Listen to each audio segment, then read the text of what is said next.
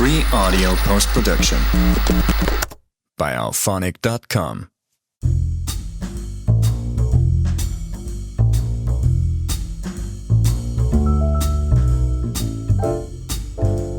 Hello and welcome to the podcast. This is Ron's Amazing Stories. We have stories that should thrill you a little and chill you a little. It's amazing. What you'll hear are adventures sent in by you guys, classic stories from the pulp mags, and episodes from the golden age of radio. We have special segments like Ghost Stories with Sylvia. That's amazing. And These Are Your Stories. So settle in for the next hour and enjoy the show. One more thing. You just might want to prepare yourself to be taken away from today.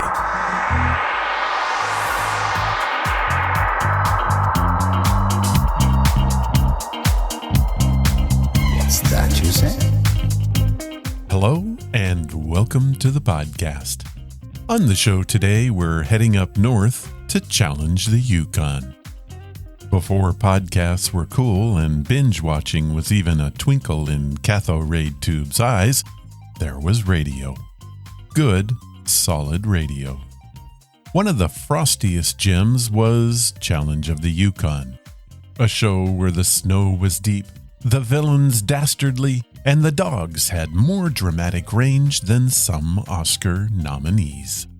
It was set in the frigid expanse of the Yukon Territory.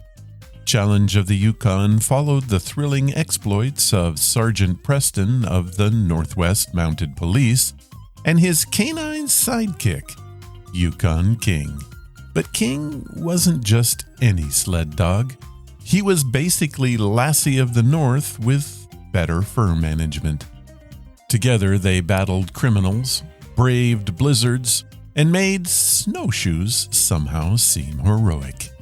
But here's where it gets delightfully tangled. Challenge of the Yukon was produced by the same radio genius, George W. Trendle, who brought us the masked marvel of the Old West, the Lone Ranger. In fact, Sergeant Preston and the Lone Ranger are distant cousins. Both uphold justice with unwavering moral compasses. Both have loyal animal sidekicks, one neighs and one barks, and both wear hats that could double as satellite dishes. While the Lone Ranger had Silver, Sergeant Preston countered with the equally enthusiastic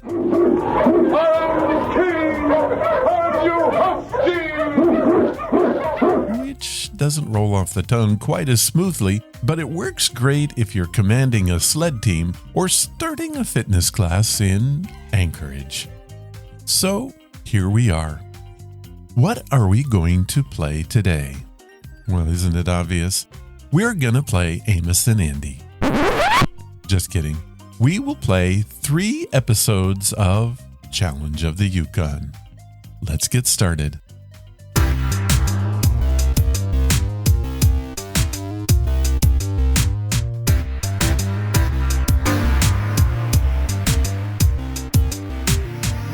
When Challenge of the Yukon first hit the airwaves, it was only given 15 minutes to present the full story. This was a common format for many of the serial dramas during that period. It later expanded to 30 minutes when it acquired a sponsor, Quaker Oats, and began airing on the big networks. Our first story comes from those early days when the show was 15 minutes.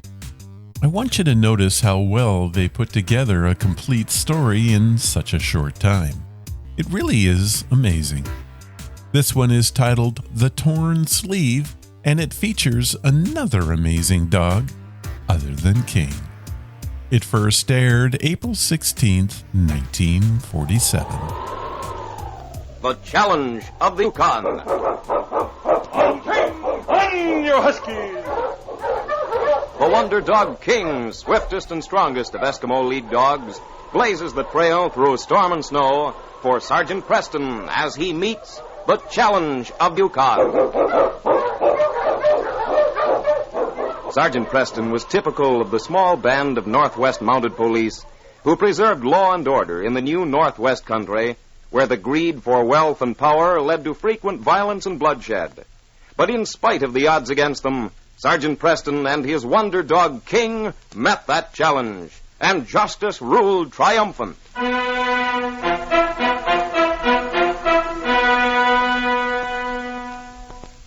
It was closing time in the small bank at Selkirk. Randy Davis, the cashier, sighed wearily as his last customer, old Luke Crate, pushed a small bag of gold dust toward him. Last one in again today, eh, Luke? Yeah, I'm getting old, I guess. Can't get around as fast as the rest of them. That dog of yours is getting old, too, ain't he? Yeah, I wouldn't say so. Tiger's lots of spunk in him yet, haven't you, boy? Here's your receipt, Luke. What's wrong with you, son? Don't you feel well? No, I've been sick all day. Got a bad headache and feel as if I had a fever. Things keep going black all the time, as if I was going to faint. You better get home to your cabin right away. Come on, I'll walk home with you. It's cold in here anyway. No, I can't go home. Somebody's got to stay here in the bank tonight.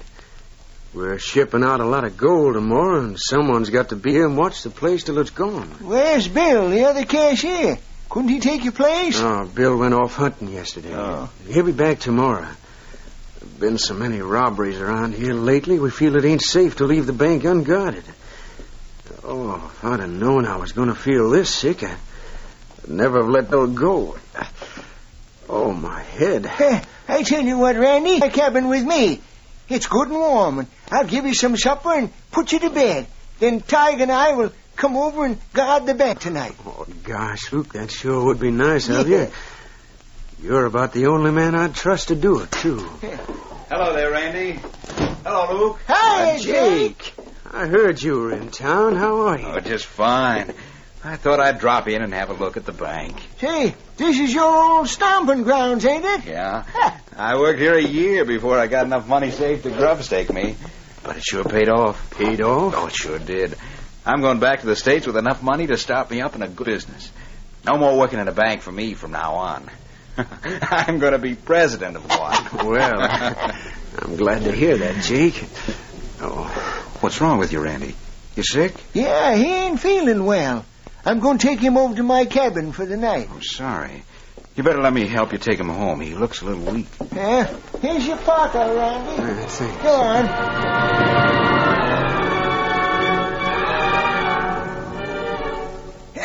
There you are, Randy. Now you stay in bed and I'll get some supper ready.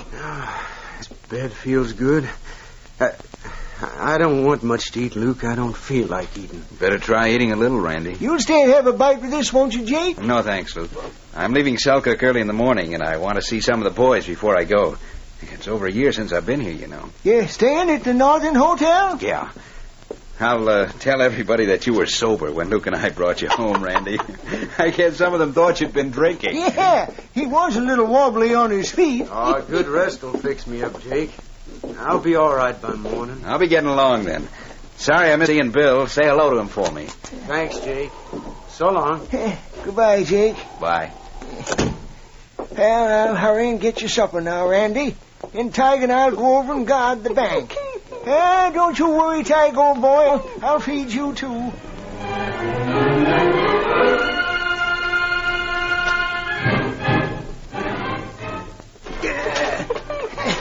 Your stove ain't working too well. Never you mind, Tiger. It'll warm up a little now, I guess.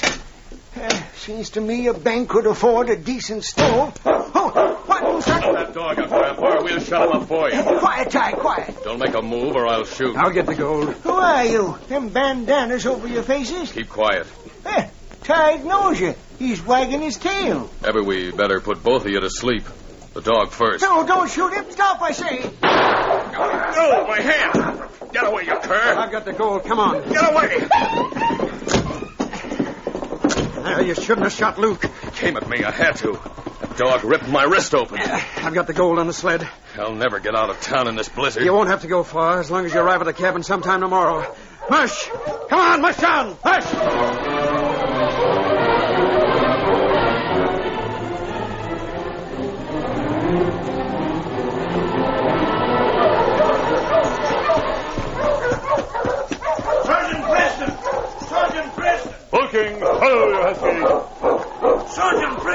Hello, Pierre. What's wrong? I'm just going for to get you. Something at the bank. Oh? Luke Craig, he has been shot. Luke Craig shot? Me, I go to bank this morning. That door, she is dead.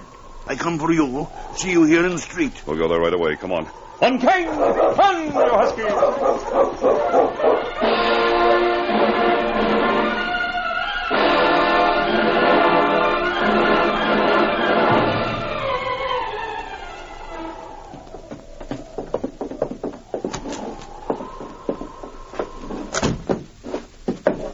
Nobody's here.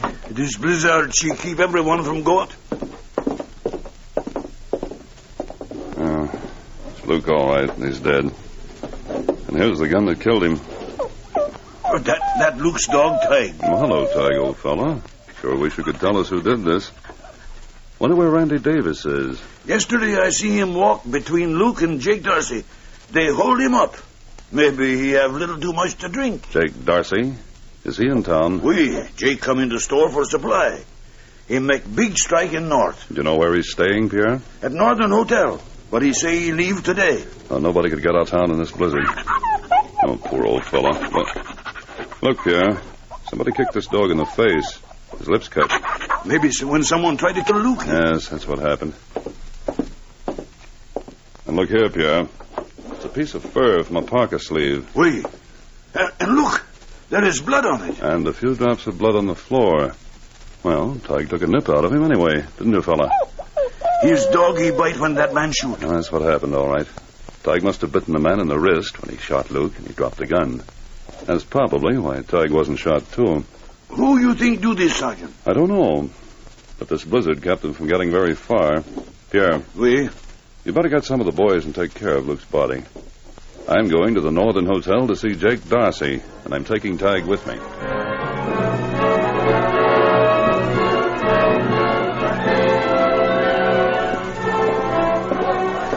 Hello, boys. Hello, Sergeant. How are you? Hi, Barney. How's the hotel business? Fine, Sergeant. Anything I can do for you? You have a man registered here by the name of Jake Darcy, haven't you? Yeah, Jake's here. Good. You remember him, don't you? He used to be cashier at the bank about a year ago. Is he still here? Yeah. He tried to leave this morning early, but the blizzard was too bad. Oh? He's in room 306. Do you happen to know whether he went to bed early last night? Well, I didn't see him come in. I was here till 12. Is that a new dog you got? Oh, no. This is Luke Craig's dog. Why are you taking him with you? You'll know all about it later, Barney. I'll go out and see Jake. 306, you said, didn't you? That's right.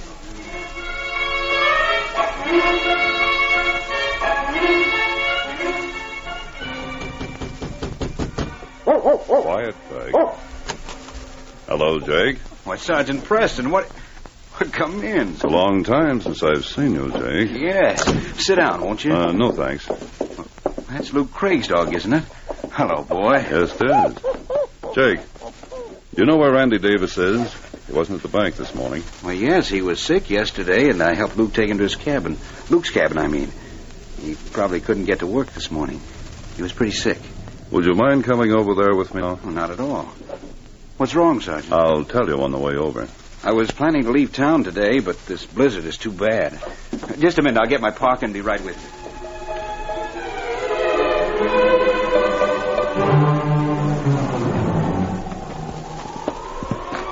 you. Not much smoke coming out of the chimney. Maybe Randy's too sick to keep the fire going. He acted funny yesterday.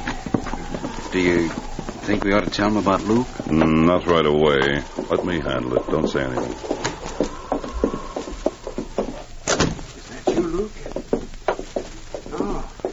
Sergeant Preston. Hello, Randy. It's kind of dark in here. Hello, Jake. How you feeling? Not very well. I tried to keep the fire going last night. I'm so weak I can't get out of bed. Jake told me you were sick. I thought we'd better come over and have a look at you. I'll get this fire going. Tig, lie down here beside the bed. Why did you bring Tig home? Where's your dog? King's outside. I brought Tig home to feed him. Hello, Tig. He's a nice old dog. Seems to know you. Tig and I are old friends. I'm over here with Luke quite a bit. Let me feel your pulse, Randy. Have you any fever? I think I did yesterday, but I'm all right now. Let's try the right hand. Sure. Here. There. This cabin will be warm in a few minutes. My pulse all right, son? Oh, it's fast, but you don't seem very sick. Maybe you'd better go back to your cabin with us. Your partner will be there to take care of you, won't he? Bill? I will if he was able to get back from his hunting trip in this blizzard.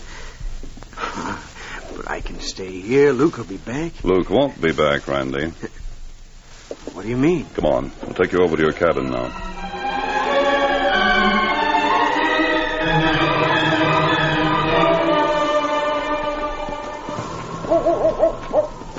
Good thing Tige and King don't fight. Tige's quite old. Well, here's the cabin. Looks as if Bill got back from his hunting trip. There's his sled. He must have got here just a little while ago. He got a moose. I guess he hasn't had time to take it off his sled. You feeling all right, Randy? I'm a little weak, but I'll get right to bed. What's wrong, Tige? Oh, hello, Bill. Hi, Hello, Bill. Well, where have you been, Randy? The bank? Get this dog away. I'd better put Tige out. Doesn't seem to like you, Bill. Oh, he never has liked me. I kicked him once when he was just a pup. No? Now, come on, Tige. We'll go outside. You just get back, Bill? Yes, I haven't had time to take that moose off my sled. It was a bad blizzard last night. How did you hurt your hand, Bill? Oh, I did it butcher in the moose. I see. My knife slipped. Why are you here anyway? Is this your parka, Bill? You're on this mail? Yeah, I just got in. They found old Luke, Bill. He was murdered last night. I don't think you have to tell Bill about it, Randy. What do you mean? I thought Randy was guilty. But it's you, Bill. This piece of fur that Tige tore out of murderer's sleeve matches your parka. You're under arrest, Bill. Where's the gold? Well, I don't know what you're talking about. You killed Luke last night. Tige bit your wrist and tore a piece of fur out of your sleeve. You dropped your gun when Tige attacked you. Here it is. Drop the gun, Sergeant, and put your hands up. You too, Jake. Randy. Put that gun away, Randy. Get him, King! Take him away. Take him off of me. Keep Bill covered, Jake. Sure. Back, King. Off him, boy. All right, fella. Get up, Randy. You forgot about my dog, didn't you? I was hoping you'd do just what you did. I wasn't sure you and Bill had worked together. Randy, you fool. Why didn't you use your head? He would have squealed anyway. Our only chance. Tige pointed out the murderer, and I don't have to ask which one of you did it. But where's the gold? Bill and Randy will tell us that, Jake. Oh, Jake, I must apologize to you. I thought you were part of all this. Me? But I Well, don't... you see, there were only 3 people in town who could have opened the bank safe. You, Randy, and Bill. That's why they planned this while you were in town. But there were 2 things they didn't plan on. One was Tige, and the other one was the blizzard. Then Randy forgot about King. Well, come on, boys. We're going back to town. Watch them, King.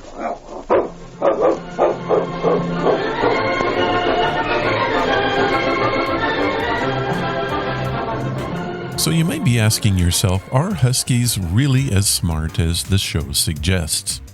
The answer? Yes, they are. They are intelligent dogs. But their intelligence manifests in ways that can be different from other breeds. They are often described as independent and problem-solving. However, they are not the easiest to train due to their independent nature and occasional stubbornness. Huskies were bred to work in packs, and they see their owners as their pack. This inherent instinct makes them loyal and protective of their loved ones.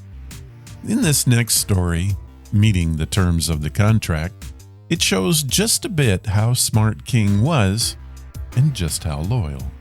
This one came from early in the series and first aired in July of 1943.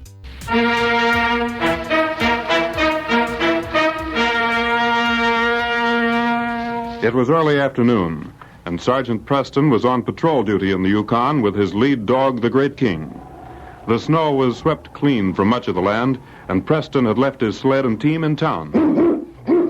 What is it, King? All right, King, you lead the way. Going after something, but I can't make out what it is. He's following a scent. It'll be a good idea to see what it leads to. All right, boy, I'm coming. Yes, I see, King. Footprints, huh? Oh, that's strange. Snow's partially covered those tracks. But it's worth investigating. The wind swept this land clean. The tracks stop. King, old fella, you'll have to lead from here on. That cave over there? Is that where you're going, King? Well, King, you've never been wrong before. Whatever's in that cave must be pretty important. This is one place we've missed on our patrols, King.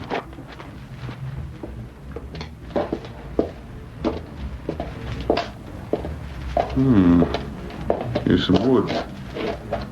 Someone uses this cave. But what for?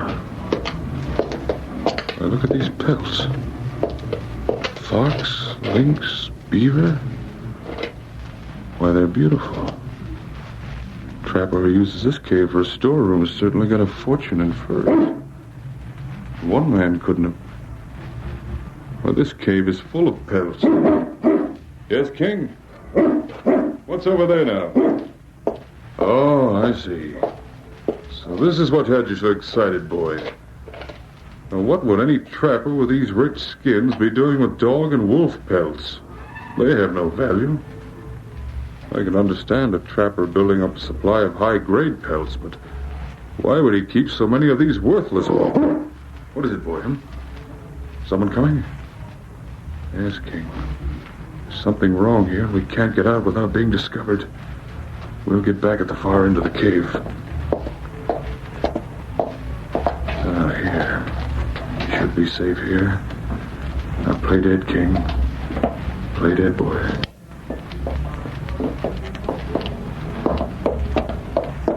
Well, this is another bunch we'll catch, you know. That's the last of them, thank heaven. I'm so tired hauling these pelts. Hauling's almost over now. Take one more load of dog and wolf skins to the storehouse, and then the whole thing can go up in smoke. Yeah. And those trappers, they'll take it mighty hard. It's a good thing you made them sign those contracts. Our agreements will make us rich. We don't pay till a shipment is made. That contract was the smartest thing you ever put together, Vance. I'm jack of all trades, and it pays to know a little about them all. I didn't have much to do with any law, but I can draw up a watertight contract. And there's not a thing any of those trappers can do to break their agreements. Just look at that beaver skin. It's a beauty. Yeah, it's a beauty, all right. We're sitting mighty pretty. Look at those fox pelts. These skins will bring a fortune. Yeah? We have a gold mine in the fur business. All them trappers need is to hear the prices we pay for the skins, and they're bringing the best ones to us in carloads. The best part of it is we pay when shipment's made, and we never ship. We can't tote these wolf and dog skins to the warehouse till dark, Vance. No, we might as well stay right here till sundown. I'll start a fire. Wait a minute. Leave that firewood alone. Let me listen. What's eating you, Vance? There's someone in this cave. Oh, who could be? There's someone in here, I tell you. Listen, Vance, there ain't a soul knows about this cave. Well, we can look around just to make sure if it'll make you feel any better. It's no joke, Duval. I know there's someone in here. You got a sixth sense, Vance. You go along that wall. I'll take this side. Well, there's so many parts of this cave we can look all night and still not be anywhere. Shut up. I don't know what's got into you lately, Vance. You was never so edgy before. Come out with your hands up. It'll go a lot easier with you. They ain't gonna walk into our arms, Vance. If there is somebody in here, you know that. And we'll search this cave till we find him. Come on. I don't know where he gets these ideas. Someone in the cave. He's taking this thing pretty serious.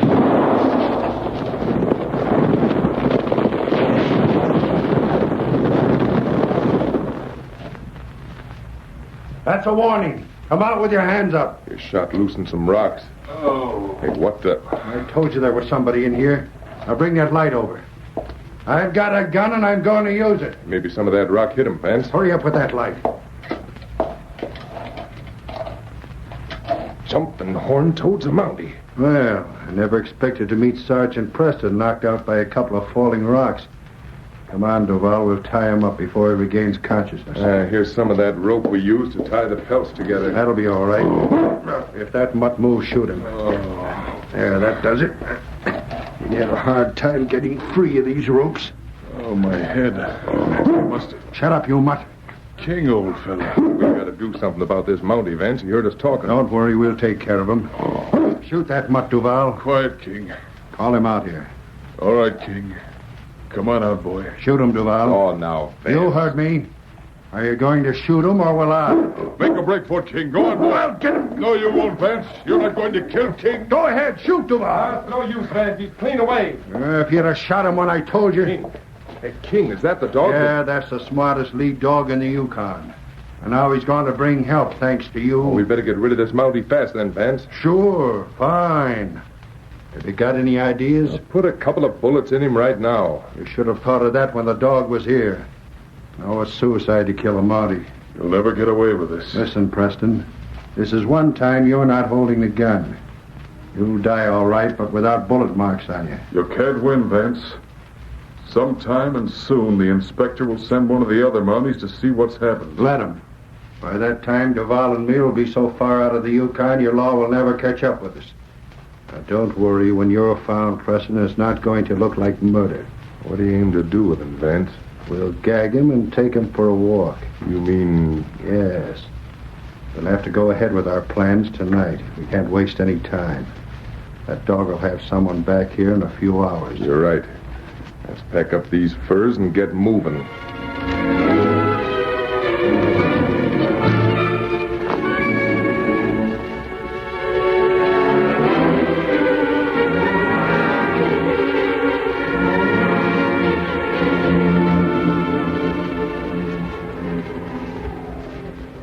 Late that night, with heavy packs on their shoulders, Vance and Duval sneaked into Machete and forced Preston at the point of a gun to go ahead of them. They'll go right to the warehouse. Yeah. The sooner we get there, the better. I don't like going through the town carrying this stuff. Don't worry, no one will stop us. I'm thinking about that dog. Once Preston's out of the way, our troubles are over. Of course, it'd be different if that mutt could talk. Here we are. I never was so glad to see any place in all my life.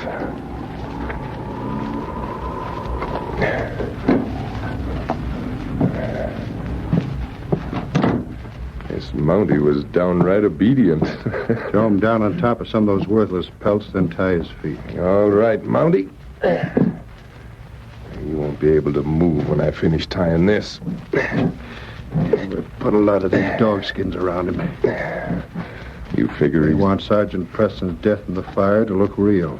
We want to be sure there's not a chance for him to get out alive. I get you, Vance. That way you can say he was caught trying to save someone from the burning warehouse, huh? Good idea. Someone in this outfit has got to get ideas. Come on, Duval. We'll put some of this oil around.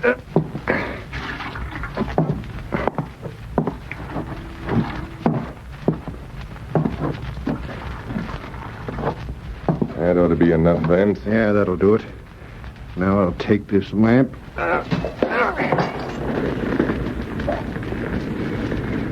Those skins burn plenty fast. This place will be an inferno in 5 minutes. Less than that. Come on, let's get out of here. You don't want to be too close to this place when the fire is discovered.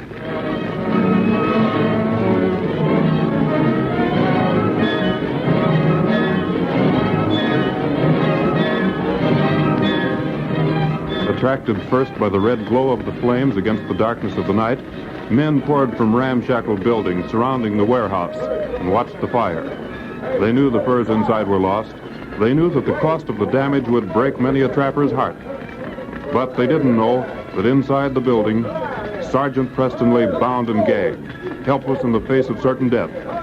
A tall, lanky trapper came from Machete City's cafe. The expression on his face told the story more eloquently than words. Hey, all my furs are in there. Yeah, look at them flames. I'm going in there. You're loco if you do. You'll never get out alive. My warehouse. We're ruined. Ain't a chance in the world of saving anything. Duval, if that building caves in, we haven't a chance. Yes, and it's going. My furs. Man, listen to me. You better make good on them furs, Vance. What are you going to do about it, Vance? Boys, I'm sorry. What about us? Vance, we won't lose everything, will we? What about a minute. Listen to me. You men all signed agreements with us. We agreed to pay when we ship the furs. If the furs aren't shipped, we don't pay. You mean I've lost a whole year's trap in that fire and I get nothing to show for it? I'm sorry, Hankins, but there's not a thing we can do about it. We lost the warehouse. There goes the building.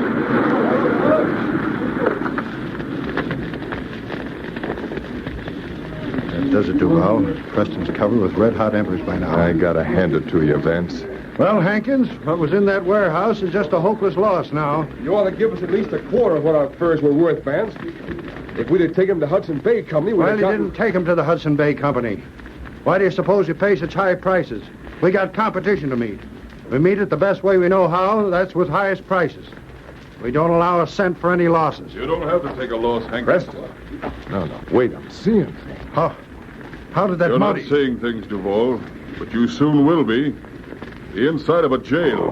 That mutt, he must... Yes, Vance, thanks to King here, I got out of that burning warehouse. He chewed through the ropes. What did you mean, Sergeant? You said I don't have to take no loss. I meant just what I said, Hankins. Your furs, together with the furs of the other trappers, are all safe in a cave about 2 miles from here. Well, how big... Vance said... Vance and Duval are under arrest. You'll have to prove your story first, Mountie. I'll prove it. Hankins, I'll take you to that cave where you'll find your furs. Well, it ain't no crime to put furs in the cave. And as for yourself, Mountie, you can't prove... Maybe I can't prove you tried to kill me, Duval. You have no charge, Preston. You know it. You can't prove we burned down our own warehouse. We didn't know the furs had been transferred to the cave. Someone else did it. Yeah, that's right. We didn't know nothing about it. You have agreements with these trappers to pay them high prices when you ship. You agreed to those high prices because you didn't expect to pay them. But we'll make sure you ship now, and the law will see you stand by every word of your agreement. Sergeant, that contract gives them 30 days to ship. Don't worry, Hankins. They'll ship in 30 days, all right. And you'll have your money. Yes, King, the case is closed.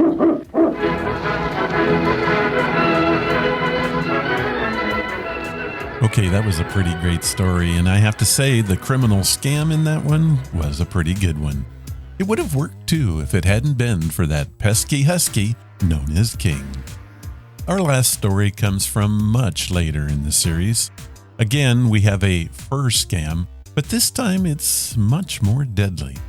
It is titled King Gets His Man and introduces Fishy Freddie, the piano-playing powerhouse. It first aired sometime in the 1950s. A large crowd had collected at the dock to greet the last boat of the season, landing at Dawson City on the Yukon River.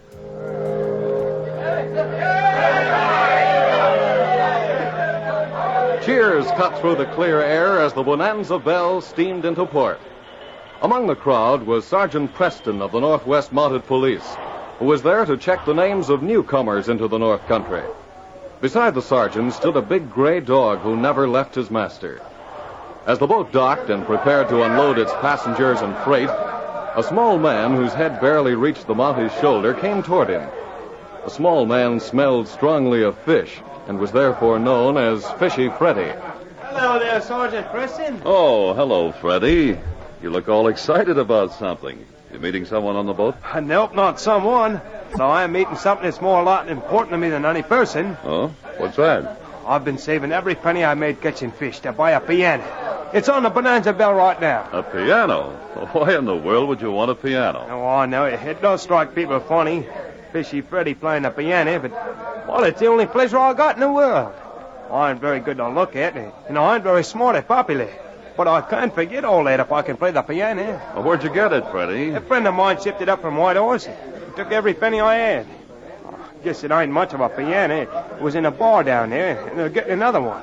But if it's got any keys at all, it'll be worth it to me. Well, where are you going to keep it? You haven't a cabin. Well, Barney said I could keep it at the Gold Nugget Cafe. He says I could play it in there nights, and he'd give me my meals for doing it. Good. Maybe you can pick up some tips once in a while. Yeah, well, I could sure use them all right. Well, there goes the gangplank. I have to go and check the passengers now. Come over to the Gold Nugget and hear me play, Sergeant. I'll do that, Freddie. Hope the piano's all right. Come along, King. Let me through, please. Excuse me. Look at the passengers. I bet they all think they're going to be millionaires in a week. Wait till they get a taste of 70 below. Just a moment, sir. We check all newcomers. Your name, please, and your occupation. Francis Babson, mining engineer. Your home and next of kin? Newburyport, Massachusetts. Nearest of kin, my sister Imogene Babson. Thank you, sir. Go ahead. Your name, please. Sure, and it's Pat O'Malley. I ain't got any occupation. And you don't have to ask where I come from. The map is all over me face. Oh, yes, Ireland, of course. But what part? Dublin. And I've got 10 brothers and sisters. Let's see now. There's Molly, Mike. Oh, Tom. that's enough. All right, Pat. Go on. Hurry up. We ain't gonna stand here all day. Watch that spalpeen, Sergeant. He's mean. Oh? Fought with everyone on the boat. If he hadn't been almost 2 feet taller than me, I'd have thrown him to the fish. I'll take care of him. Stop that pushing. Hey, what's the idea of all this? Your name and occupation. What's the idea of all this red tape? Can't I? Hey, you.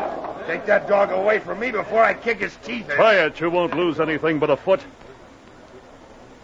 Your name, please. It's Red McGraw. I was a stevedore in Frisco. No relatives. Go ahead.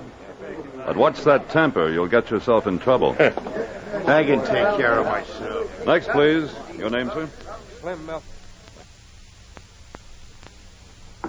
Later that night in a hotel room, Red McGraw sat talking with 2 other men. Turk Marshall was a short, heavy-set man with shaggy brows and black whiskers. Slim Taylor was small, quick, and shifty-eyed. Both of them feared the big red-headed giant before them. Now, the first thing you gotta get through those thick skulls of yours is that we ain't to be seen together. That's why I got this room on the ground floor. If you want to talk to me, come in the window. Did you locate a hideout anywhere? Sure, Red. We got one on the river, just like you said. Nobody could ever find it. It's way off through the trail, through the woods. You have to walk close to the riverbank for a quarter mile. Did you have sense enough to hide it from the river if someone passes it in a boat? Sure we did. You think we're dumb? Yeah, I do. We built a shack back in the woods. Trees hide it from the river. And what about a place to keep the furs? Well, there's room for 'em in the shack. And there's a cave in a hill just a little way from the shack, in case we get a lot of them. We're going to get a lot of them. How about a boat? That's all fixed, too. There's a canoe for you to use to get to town from the hideout. And we bought a scow from a little run of a salmon fisherman. He needed the money. His name was Fishy Freddie. Did he smell? We ain't got time for jokes. Now, we gotta work fast before the river freezes up. The trappers are bringing lots of furs in here right now. We'll get about 3 loads of them on the scow and head down the river and work the next town. Are you going to hide out with us? No. I am too big to try hiding myself from people. I'm going to be very much in evidence around town. Mounties don't suspect people who attract attention. You better stay away from Husky, Red. That's how you got in trouble that last time. Listen, you little cockroach. I'm the one who's giving orders around here. Try giving them to me and I'll knock that gold tooth of yours through your windpipe. Don't get mad, Red. Slim didn't mean nothing. All right. Now, tomorrow, find a place where the trail comes down near the river. It better be a long way from the hideout. We'll tie the boat there and hold up the trappers on the trail. Then we'll use a boat to take the furs back to the cabin, so there won't be any way of tracking us there. Will there be any killing? We'll let you take care of the boat, babyface. You leave the man's part of this job to Turk and me. Dusk was falling the following evening when Red and Turk, concealed behind a clump of trees, watched a trapper approach on the trail. A mule loaded high with furs plodded beside him. Red got his rifle ready. You gonna shoot him before he sees us? Sure. I'll plug him and you grab the mule. We'll take the furs and the trapper's body down the boat. We'll dump the body in the river and on the way back to the cabin so nobody will know where he was killed or when. Here he comes. Yeah. I can't miss him from here. You got him. I'll stop the mule. Whoa. Whoa there. Easy now. Whoa. Hang on to him. Oh, I got him. Is the trapper dead? Sure. I'll bring that mule over here. Come on, get up. We'll put this man's body on the mule. Take the furs of the boat along with him. Help me lift him up. All right. Whoa there. Up. Now there won't be a sign of a crime. How about the mule? When we get him unloaded, we'll just give him a crack and let him run. Nobody can recognize a mule. Get up, you lop-eared slug. As soon as we get to the river, we'll dump this body. The current will carry it downstream. You and Slim can take the furs to the hideout. Ain't you coming with us? No. I'm going back to town and be very much in evidence at the Golden Nugget Cafe tonight. Nobody will know I left town.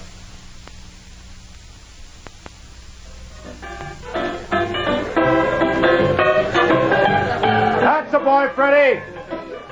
Whoever would have thought that smelly little squirt could play a piano? I ain't heard a piano since I left Arkansas. Oh, I wish he'd play an Irish jig. But he says he don't know any. Hello, boys.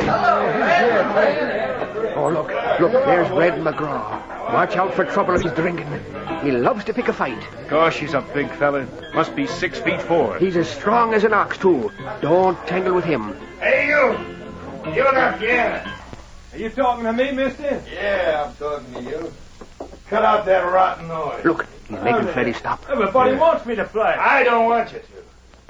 I don't like music, so quit it. Oh, let him play. What's wrong with you? Yeah, let him play. We like it. If anybody wants an argument, step up here. All right. Now, when I come into this place after this, I want you to quit playing right away. You understand? You weren't so bigger than I was. You what? Put me down. In my neck. Let go. Let go. Oh, you... I just wanted to show you how I can lift you up with one hand. Come on, boys. Now that there's peace and quiet, let's have a drink.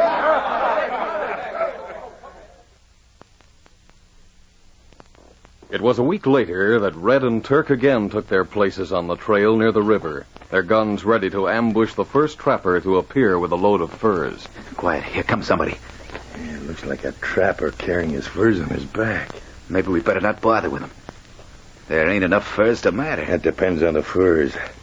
Their mink or fox would be passing up a good bet. Yeah, that's right. Yeah, we can't lose anything. There's nobody on the trail. No horse or mule to be left for evidence. I'm gonna let them have it. You got him. Come on, Red. Sergeant Preston was watering his horse at a creek that wound down to the river from the trail north of Dawson. King, his dog, was lapping water thirstily beside the horse when the shot rang out from around the bend ahead. King raised his head and looked at his master for instructions. It's probably just a hunter, King, but we better find out. Go on, King, I'm coming. Stay there. All right, come on, fella.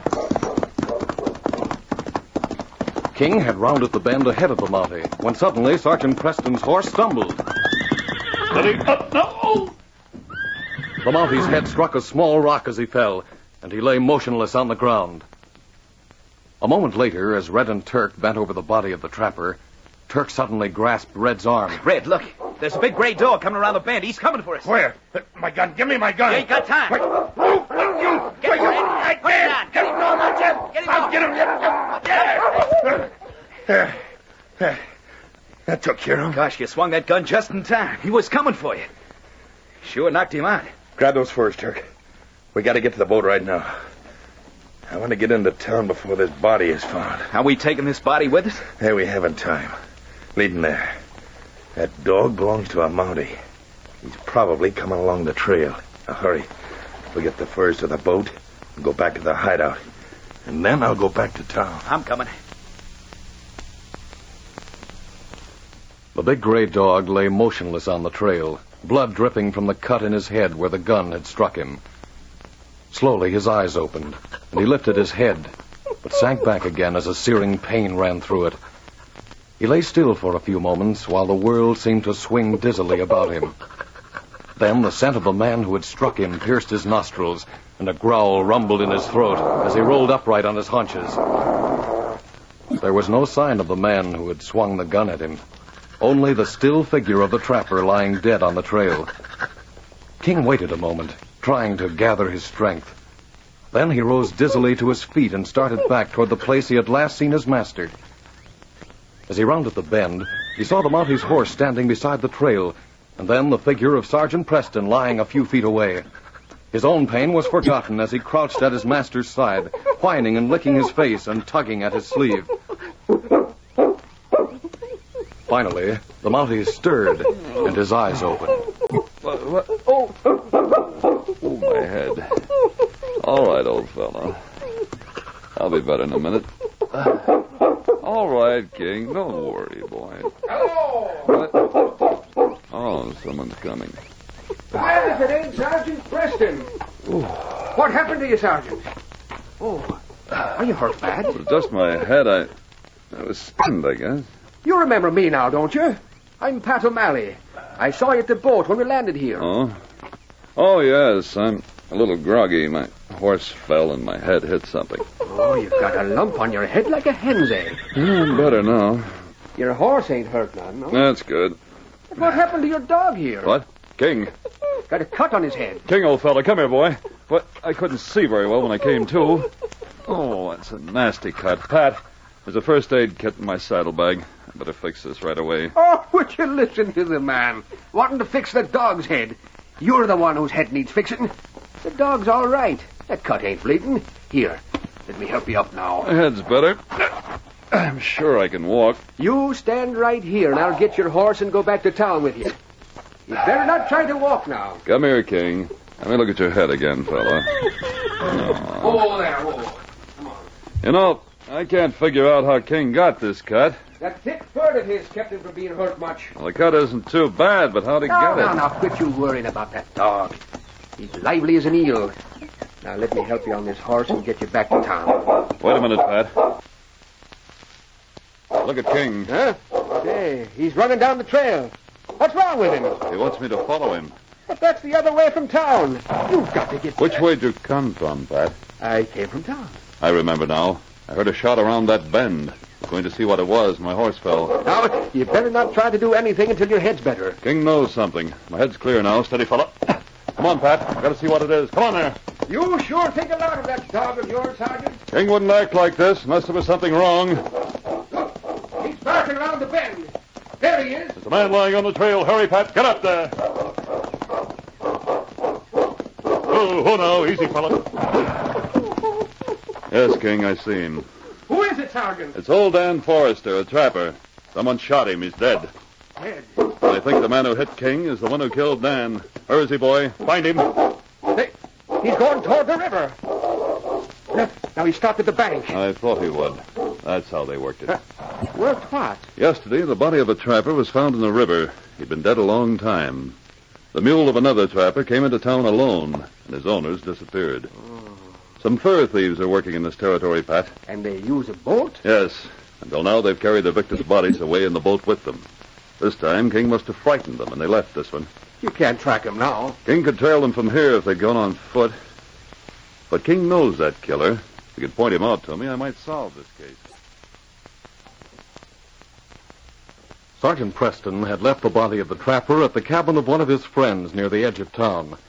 King ran along beside the Monty's horse as they went down the main street toward police headquarters. Suddenly, Sergeant Preston saw King stop in the street ahead. The hair on the dog's back bristled, and an angry growl roared from his throat as he ran toward a large man standing in front of the Gold Nugget bar. The man rushed into the cafe and closed the door just as the great dog hurtled against it. King! King, what's wrong with you? Oh, fella. Easy there. What's wrong with you, King? Back, fella. Let me in here. No, you're not coming in. Stay back, I said. Back. Hello, Sergeant. Is that your dog out there? Yes. Did you just come in here, Freddie? No, I was just leaving. Red McGraw just came in as if someone was chasing him. And I heard your dog. Red McGraw. Where is he? Over there at the bar. He never likes me to play my piano. That's where I was leaving. I see. Well, Freddie, you play that piano any time you want to. It's none of his business. He gets awful rough when he drinks, Sergeant. I'm afraid of him. Was King chasing him? Yes, I think so. Freddie, I have to go back to headquarters right away, but I'll be back this evening. I'd like to hear you play that piano. Well, I'll play it if Red McGraw ain't here. He's starting to drink now. I won't dare, You Sergeant. play that piano whether he's here or not. And I hope he tries to stop you. I'll play if you're here, Sergeant. Sure. I won't be afraid then.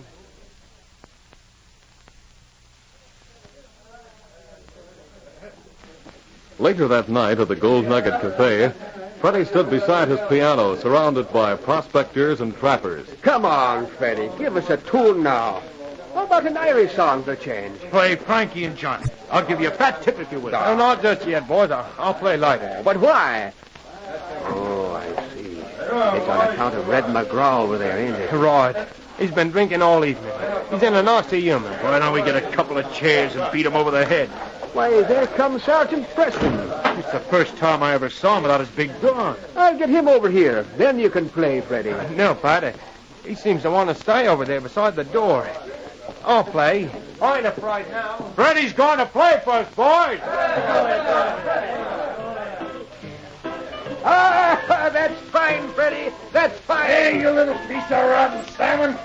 Didn't I tell you not to play that thing when I was in here? Oh, let him alone. He's not hurting nothing. Watch out now, boys. Red's mean when he's drunk.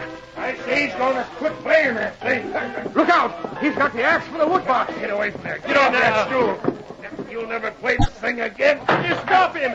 Stop him. He's picking up my piano. Stop, you bully. Get back or I'll use it on you. Give me that axe. Right. He's broken it. He'll never play again, Sergeant. You're under arrest, McGraw. Sure. It's a Mountie. The one who was on the pier with a big dog to protect him. The dog isn't here now. No. But you got a gun on you. If you weren't wearing that uniform, I'd break you in half. Oh? You would? Well, maybe you've a little more than just a jail sentence coming to you. Here, Pat. Hold this gun and belt. What you going to do, Sergeant? I'm going to teach this bully a lesson. All right, Red, I'm taking my tunic off. I'll be out of uniform then, and I'm off duty. Here, hold this, Pat. Sure. Oh, he's going to fight Red. Clear the floor now. Make a ring, boys. This will be worth watching. Now, Red, you're not fighting the law. It'll be a pleasure, Mountie. Look out, Sergeant. He's like a gorilla. Now, look at that trap with you. Mountie's too smart for Hey, him. what's that left, Sergeant? Go back To knockout. Preston got him right in the point of the chin. I'll get for you, Sergeant. Throw some water on him, boys. When he comes to, I'll take him to jail.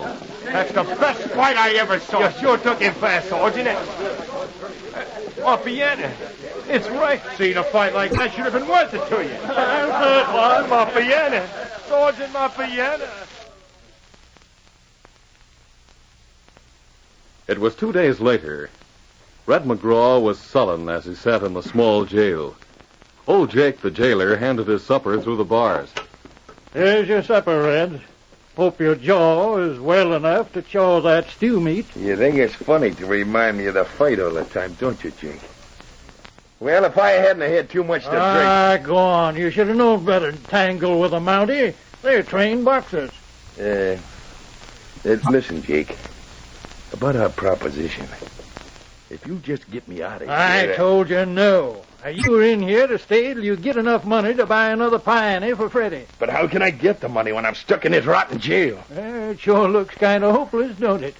I thought maybe you'd get some friends to help you out. I haven't any friends. In you go, Freddie. The outside gate. Now I got to go to jail. On top of getting my piano broke. There's another prisoner for you, Jake. This time it's your nephew. Why, Freddie. Why'd you arrest him, Sergeant? Freddie tried to steal some money from the Gold Nugget Cafe, and we caught him at it. I was going to give it back, Uncle Jake, honest. I just want another piano, that's all. I'd have given all my tips to him till I paid it back. Sorry, Freddie, but the law is the law. Open up the cell, Jake. Stealing money. Get in there. And Sergeant, if you puts me in jail, there's nobody to take care of my salmon nets. I gotta take care of them. I'll get somebody to do it for you. Sorry about this, Jake. Well, you look who's here. It's all your fault, you big bully.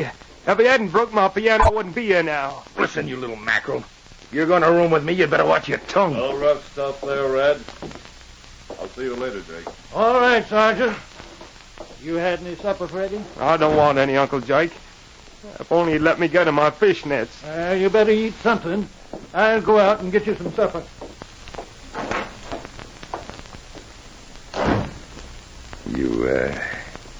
You say that jailer is your uncle? Right.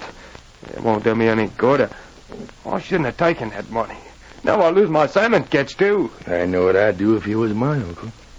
What would you do? I'd ask him for the key to the jail. I'd tell him if I was you that I'd be back again by morning. You could slip out about midnight, fix your nets, be back here again before morning. Nobody'd know the difference. I wonder if he would. I'd be back by morning. Uncle Jake knows I'm honest. Now, he wouldn't do it because he knows you'd know about it. All right, don't do it. I'm sleepy. I didn't sleep a wink last night. Hope you don't mind if I snore. Sometimes I snore so loud I wake myself up. Yeah, good night. Good night. Snore all you want to.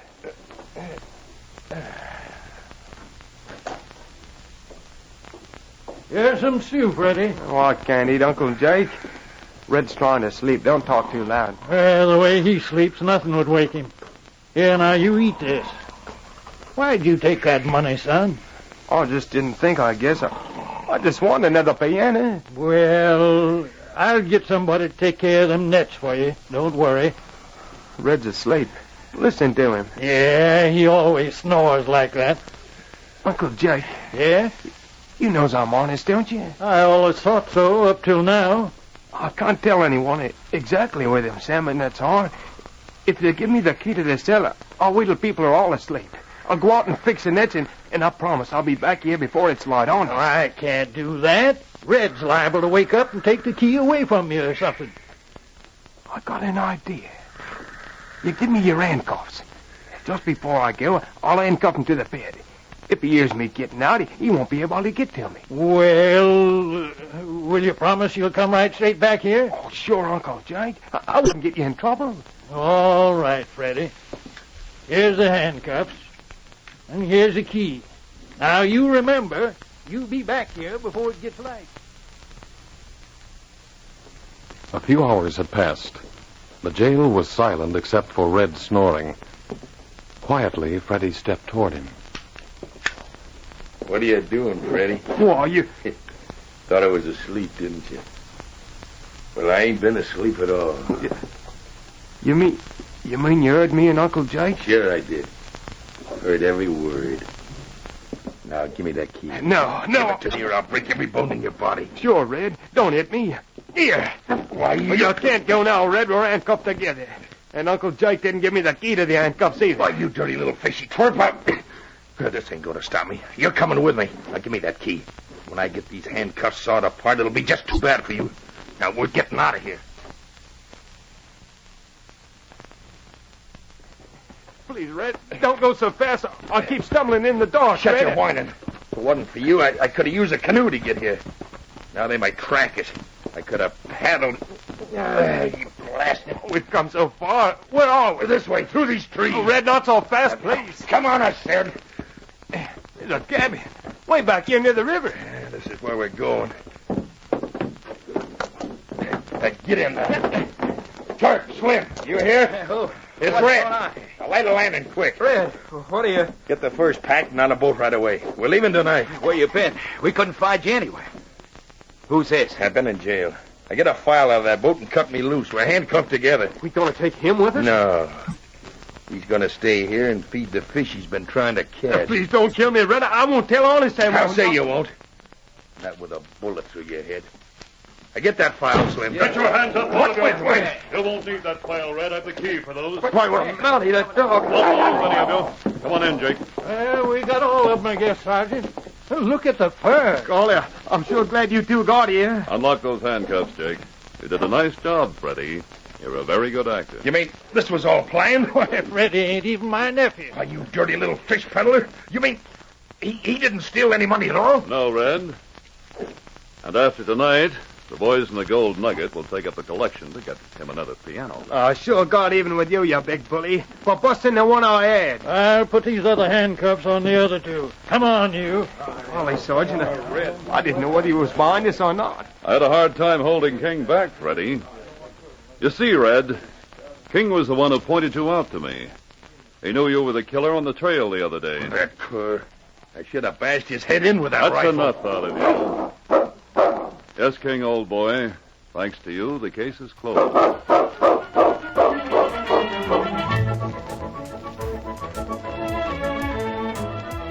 Well, to call that when King gets his man just doesn't fit.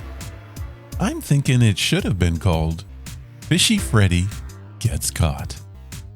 Well, that's all we have for this time. The next time you think your favorite detective show is pretty cool, remember Sergeant Preston and Yukon King. patrolling the icy frontier with justice, a sled, and probably a thermos of really strong cocoa. My thanks to radio's golden age, where the toughest characters wore Mountie uniforms and their sidekicks had paws.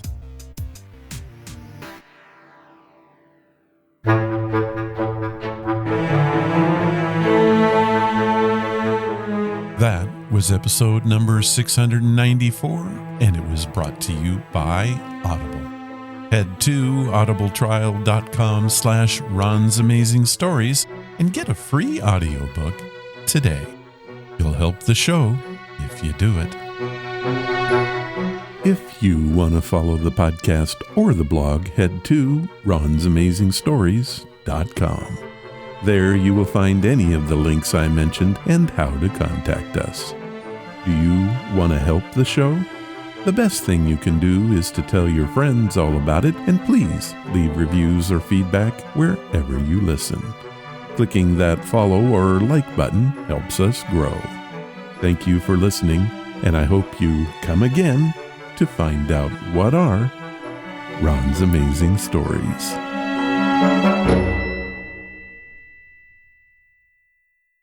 All of the vintage audio used in the podcast is believed to be in the public domain. Ron's Amazing Stories does not own the rights to any of the old-time radio used here. If you hold the rights to any of the shows played, please contact us immediately at ronsamazingstories.com. Free audio post-production by alphonic.com.